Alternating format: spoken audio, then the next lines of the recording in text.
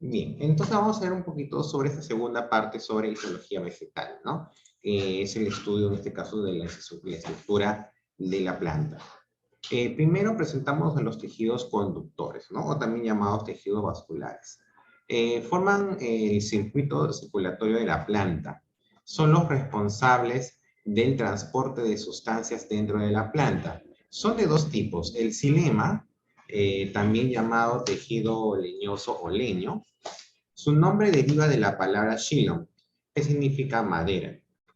Es un tejido formado por varias células cuya función es el transporte de la savia inorgánica o llamada también brut, ¿no? Que es una composición de agua y sales minerales, desde la raíz hasta las hojas. Las células que la conforman son tráqueas, que son las células jóvenes, y traqueídas, que son las células adultas.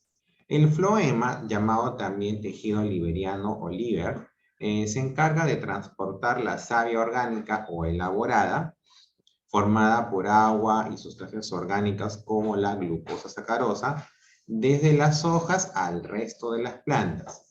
Las células que lo conforman son células cribosas, son células que se disponen alineadas formando un tubo o vaso criboso, llamado también vaso liberiano, por el cual circula la savia elaborada. Las células anexas o acompañantes son células parenquimáticas de las que depende la supervivencia de las células cribosas a las que están asociadas. Los tejidos fundamentales o los parénquimas, que también es parte de la estructura de la planta, ¿no? Etimológicamente el parénquima significa tejido que está en medio. Es decir, es un tejido de relleno que ocupa los espacios entre los tejidos. El parénquima constituye la parte más voluminosa de los órganos vegetales y sus funciones son la fotosíntesis, la elaboración y almacenamiento de sustancias, la secreción, la excreción y almacenamiento, entre otras funciones. Las células parenquimáticas conservan su capacidad de dividirse, incluso cuando son maduras. Sobre todo, también aportan en la reparación de heridas y en la respuesta a alteraciones del medio. Los tipos de parénquimas son, primero, el parénquima clorofiliano, llamado también parénquima asimilador o clorénquima. La función de este parénquima clorofiliano es realizar la fotosíntesis. Se localiza debajo de la epidermis, donde debe penetrar bien la luz. Las células contienen abundantes cloroplastos. Está muy desarrollado en las hojas, donde puede adquirir dos formas. La parénquima empalizada, constituido por células prismáticas, de unas 14 caras, alargadas y con espacios intercelulares relativamente pequeños. Y el parénquima lagunar, formado por células más redondeadas, con espacios intercelulares muy amplios, dejando grandes cámaras o lagunas. También hay un parénquima clorofiliano en otros órganos de la planta, como en los tallos verdes o en órganos accidentalmente expuestos a la luz, como los tubérculos que salen a la superficie. El parénquima de reserva, ¿no? Su función es reservar sustancias en diversos órganos de la planta.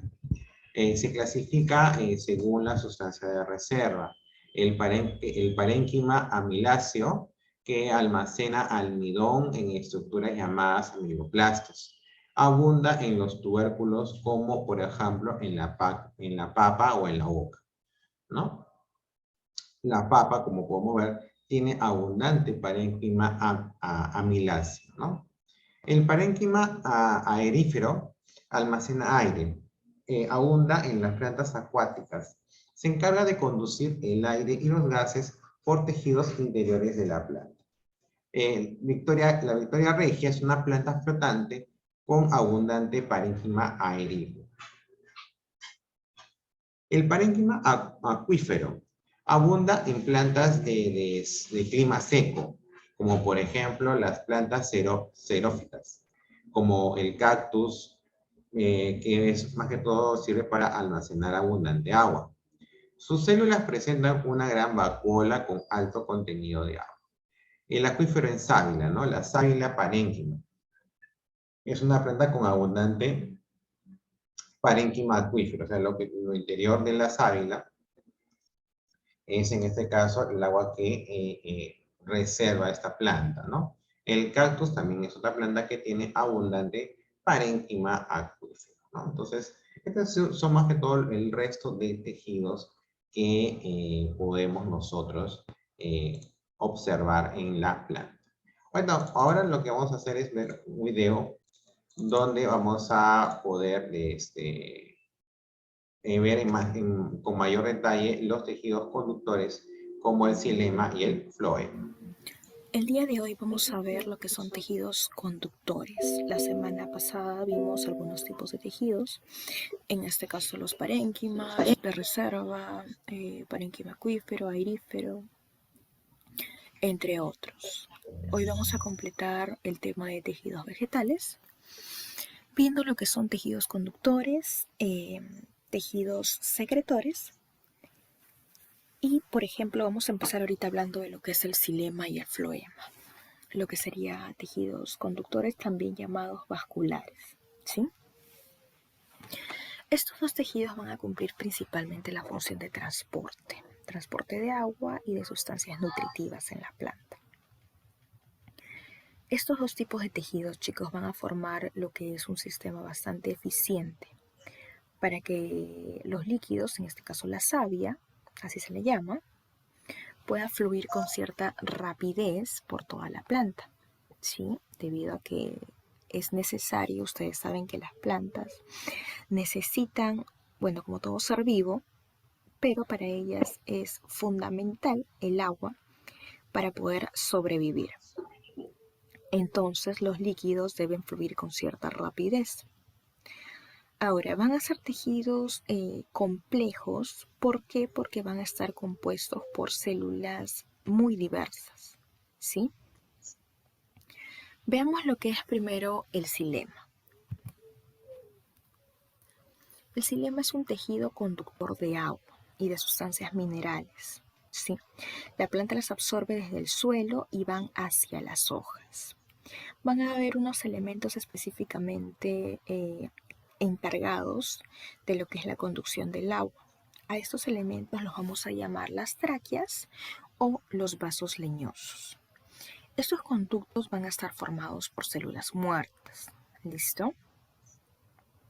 Estas tráqueas, chicos, van a estar formadas por células que se conectan entre sí de forma longitudinal, de arriba hacia abajo, de abajo hacia arriba.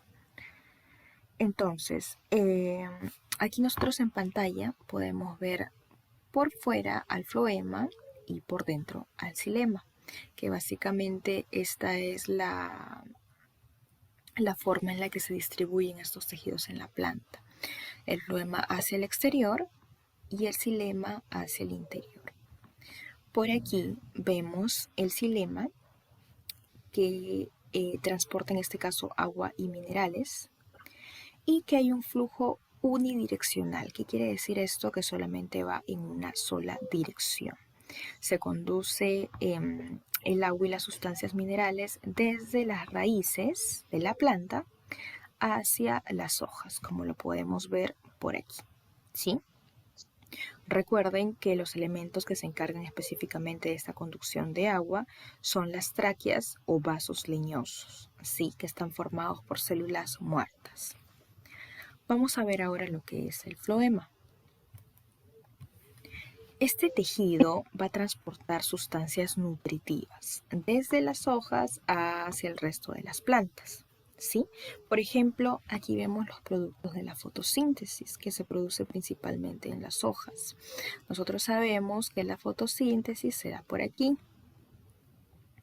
Entonces, esos productos deben ser conducidos a otras partes de las plantas, ¿sí? Va hacia aquí, va hacia arriba, hacia a las partes más superiores de la planta o hacia abajo. Entonces, aquí en el floema va a haber un flujo bidireccional, es decir, de dos direcciones, hacia arriba o hacia abajo, ¿sí? Y aquí está, como lo comenté, lo podemos ver en la parte exterior, hacia afuera del xilema, ¿sí? Ahora, los elementos que van a conducir principalmente las sustancias nutritivas desde las hojas se van a llamar tubos cribosos. ¿Listo?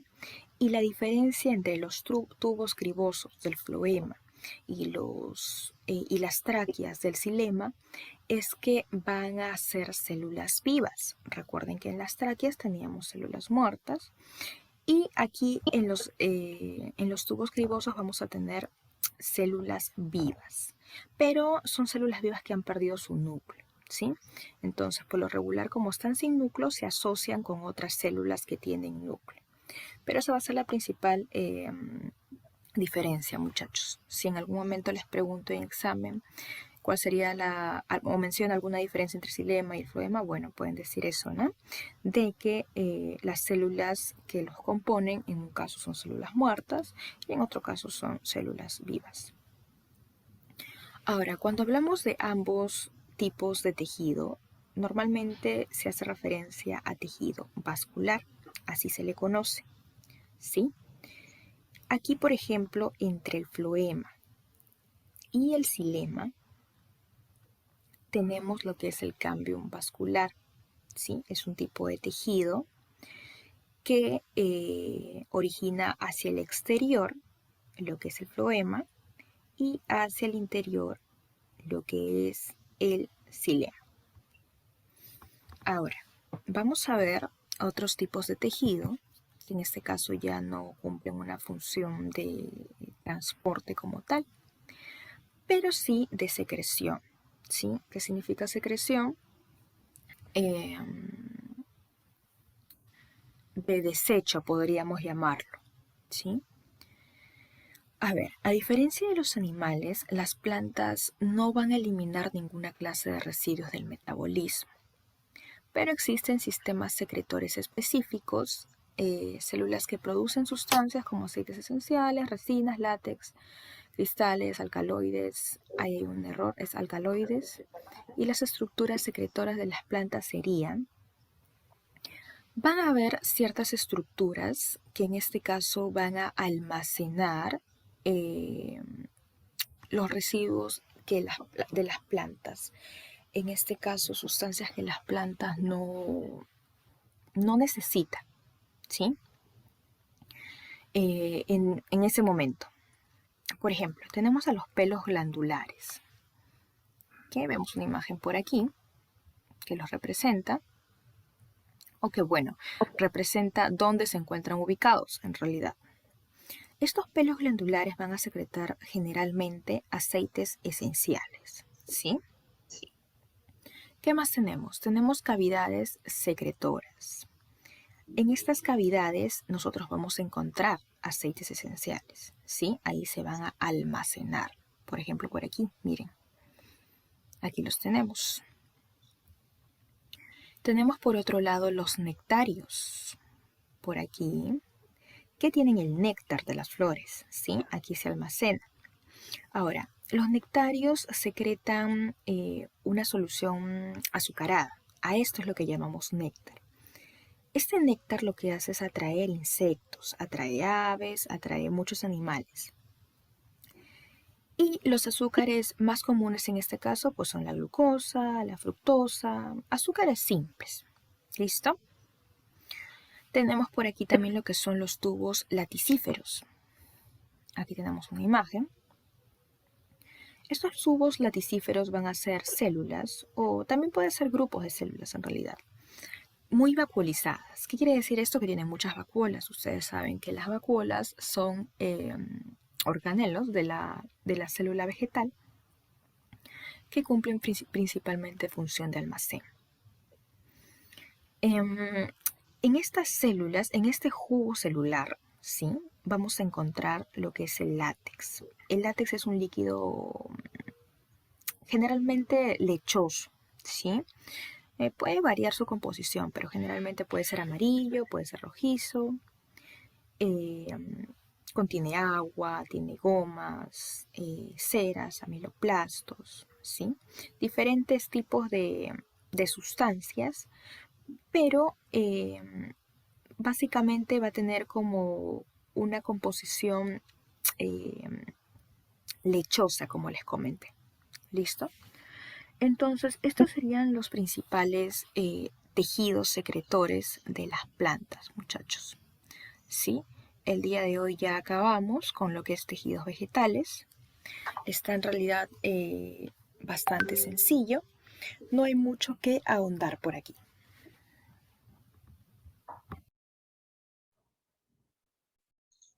Bien, entonces, aquí como lo es. La expositora ha podido, en este caso, nos ha complementado en las funciones, en este caso, de estos tejidos conductores. ¿Ok? Entonces, en sí, cuando hablamos, creo que les dije, escribimos la parte uno. Cuando hablamos de histología vegetal, estamos nosotros, estamos viendo, ¿ok? En este caso, o sea, los tejidos que componen la estructura de la planta. ¿Correcto? Entonces, en todos esos, como les digo, ¿no? Entonces tenemos tejidos que tienen funciones determinadas. En esta segunda parte estamos viendo los tejidos conductores, como los vasculares, ¿ok? Entonces hay que recordar que si hablamos de tejidos conductores, son todos aquellos que forman parte del sistema circulatorio de las plantas, ¿no? En este caso, en sí, ellos se encargan de transportar todas las sustancias dentro de la planta. El xilema, llamado, siempre hay que recordar, ¿no? Llamado tejido leñoso, ¿ya? Es en este caso el tejido que transporta la savia inorgánica o llamada savia bruta. Hay que recordar que esta savia bruta está compuesta de agua y sales minerales, ¿ok? Siempre la savia inorgánica sale de la raíz, ¿no? Y va hacia las hojas, ¿ok? En el caso del floema, llamado tejido liberiano o liber también, es la encargada de transportar la savia orgánica o elaborada, ¿ok? Formada de agua y sustancias orgánicas como la glucosa sacarosa, ¿no? Entonces, ¿de dónde inicia? Desde las hojas al resto de la planta. Entonces, las células que lo conforman estos tejidos leñosos bueno, los tejidos liberianos son las cribosas, que ahora eh, se disponen formando un tubo, ¿ok? O vaso criboso, ¿ok? Y ahí es donde se forma la savia elaborada. En el caso de las células anexas, son células parenquimáticas de las que depende la supervivencia de las células cribosas, a las que están asociadas. O sea, de alguna manera si bien son anexos acompañantes, ellas tienen también una función importante para mantener las funciones de las células cribosas. O sea, tampoco son tan, podemos decir, no es que tengan funciones menores, ¿no? Entonces, hay un complemento, por eso es que existen y apoyan a las células cribosas. En el caso de los tejidos fundamentales o parénquimas, son más que todo tejidos de relleno, ¿no? O sea, en sí su nombre significa estar en el medio, ¿no? Entonces ocupan espacios entre los otros tejidos, ¿ok? La parénquima en sí constituye la parte más voluminosa de los órganos vegetales, ¿no? Y sus funciones son variadas, puede ser fotosíntesis, puede ser elaboración y almacenamiento de sustancias, secreción, excreción, ¿no? Entre otros. Las células parenquimáticas conservan su capacidad de dividirse, incluso cuando son maduras, ¿ya? Sobre todo en la reparación de heridas y en la respuesta en las alteraciones del medio. ¿Ok?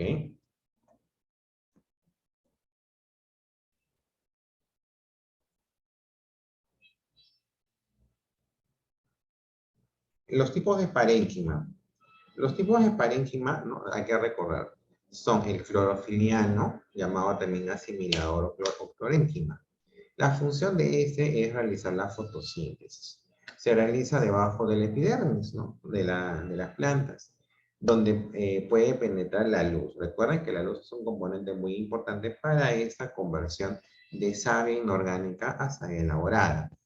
¿Ok? Sus células contienen abundantes cloroplastos, ¿ya? Y está muy desarrollado en las hojas, porque es el lugar donde se desarrolla, en este caso, la fotosíntesis. Por eso es que la estructura, esa es la hoja, es la estructura donde podemos, en este caso, desarrollarla o vemos el trabajo con mayor detalle del parénquima clorofiliano. ¿Ok?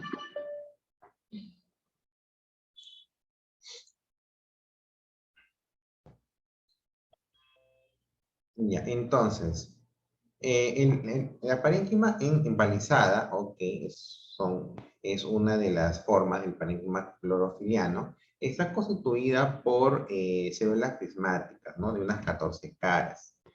Son alargadas y con espacios intercelulares relativamente pequeños. El parénquima lagunar está formado por células más redondeadas, ¿ok?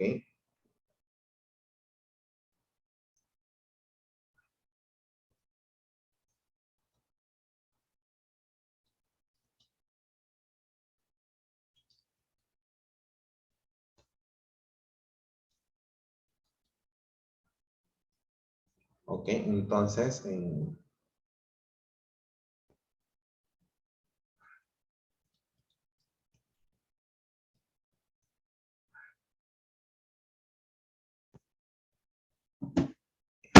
entonces también otras de las formas son el parénquima lagunar. Está formado por células más redondeadas, ¿ok? Y con espacios intracelulares muy amplios, dejando grandes cámaras o lagunas, ¿no? El parénquima clorofiliano también hay en otros órganos de la planta, como tallos verdes u órganos que accidentalmente están expuestos a la luz, como por ejemplo los tubérculos que salen de la superficie. ¿Ok? Eso siempre hay que tener en cuenta. ¿Ya? Y los parénquimas de reserva son los que en este caso tienen mayor acumulan mayor cantidad de sustancia, ¿no? Por ejemplo, el parénquima amiláceo almacena almidón en sus estructuras, ¿no? Llamado amiloplastos. Entonces, lo podemos ver, por ejemplo, en la papa o en la oca, ¿no? Entonces, lo que comemos de la papa es almidón. Es almidón. El parénquima aerífero es aquel que almacena aire, ¿no? Eso siempre hay que recordar. Hay, por ejemplo, por lo mismo, ese tipo de parénquima abunda en plantas acuáticas, ya que se encarga de conducir aire y gases por tejidos interiores de la planta. ¿Ok? Uno de esos ejemplos tenemos a la Victoria regia, que es una planta flotante con abundante parénquima aerífero. ¿Ya? El parénquima acuífero, ¿no? Es aquel que, en donde abunda, este tipo de parénquima, mejor dicho, abunda en plantas de clima seco, porque como no tienen en este caso eh, no tienen muchas posibilidades de obtener agua, entonces estas plantas necesitan tener una capacidad primero de mayor volumen para asimilar ese elemento y les pueda durar en el tiempo que ya no va a haber, en este caso, agua en las zonas donde están. Lo mismo que la planta en los parénquimas aeríferos. ¿Por qué almacenan aire los parénquimas aeríferos? Mm, ah,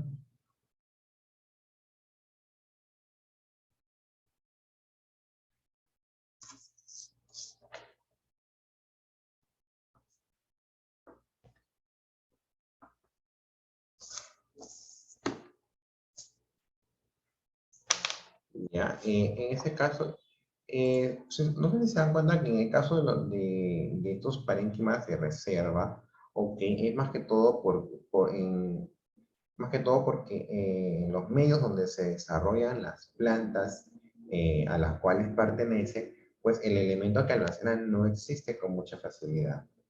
En el caso de los parénquimas aeríferos, por ejemplo, almacenan aire, ¿Por qué? Porque son plantas acuáticas, entonces muy pocas veces están expuestas al aire.